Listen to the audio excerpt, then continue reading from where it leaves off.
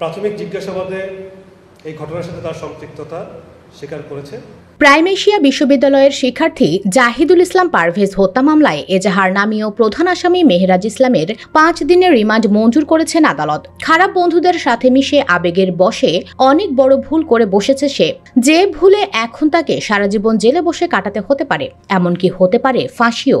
বিষয়টি একটু দেরিতে হলেও অনুধাবন করতে পেরেছে সে, তাই তো আদালতে হাউমাউ করে কেঁদে ফেলে প্রধান আসামি মেহরাজ। এমনকি হাজতে ফিরেও কাঁদতে থাকে এই আসামি।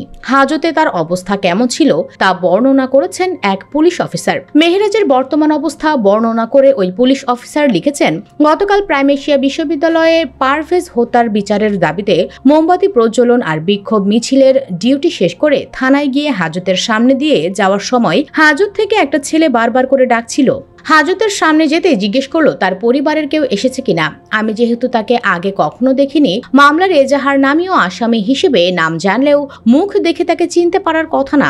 পরে তার দিকে তাকিয়ে বুঝলাম স্টুডেন্ট মানুষ এবং অনুমান করেই বললাম, তুমি যেন কয় নাম্বার আসামি? সে বলল, স্যার 1 নাম্বার আসামি, কিন্তু আমি ছুরি মারিনি, যদিও বেশিরভাগ অপরাধীরা এটাই বলে থাকে। পুনরায় জিজ্ঞেস করলো তার পরিবারের কাউকে দেখেছি কি না। তার চোখে মুখে পরিবারকে দেখার কি যে আকাঙ্ক্ষা সেটা বলে বুঝাতে পারবো না।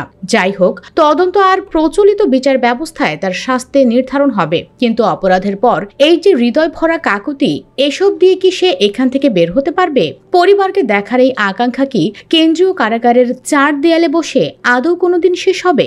সে কিংবা তার পরিবার কি আর কোনোদিন স্বাভাবিক জীবনযাপন করতে পারবে? স্কুল, কলেজ আর বিশ্ববিদ্যালয়ে এই যে ছোটখাটো ব্যাপারে আমরা মাথা গরম করে ফেলি, সুকান্তের 18 ভেবে পদাঘাতে সব চূর্ণ বিচূর্ণ করে ফেলতে চায়। পরিবারের কথা শুনতে চায় না, সিনিয়রদের মানতে চায় না, আইন আদালত মানতে চায় না। নিজে যা ভাবি তাই সঠিক মনে করি। আবেগের বশে এই সঠিক মনে করাটা কতটা ভয়াবহ হতে পারে তা পারভেজ হত্যা মামলার আসামিরা হাড়ে হাড়ে টের পাচ্ছে। আজকে তাদের বন্ধু বান্ধব কেউ পাশে নেই, তার সহপাঠী তথা পুরো বাংলাদেশ এখন তাদের দ্রুত বিচার প্রত্যাশা করছে। অপরাধ বোধে ফাঁসিতে মরার আগে ভেতরে ভেতরে যে মরা আপনি আর আপনার পরিবার মরবে, তার দায়ভার কে নিবে? এখন পারভেজের মতো হাসিমাখা একটা ছেলের পরিবারের দায়িত্ব কে নেবে?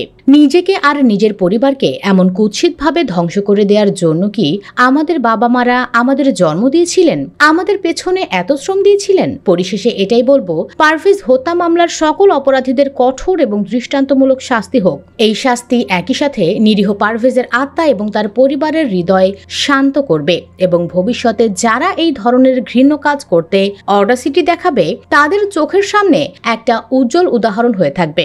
আপনিও কি চান দোষীদের সর্বোচ্চ শাস্তি হোক? কমেন্ট বক্সে জানিয়ে দিন আপনার যে কোনো মতামত। ভিডিও ভালো লাগলে লাইক দিন এবং শেয়ার করুন, আর অবশ্যই চ্যানেলটি সাবস্ক্রাইব করুন।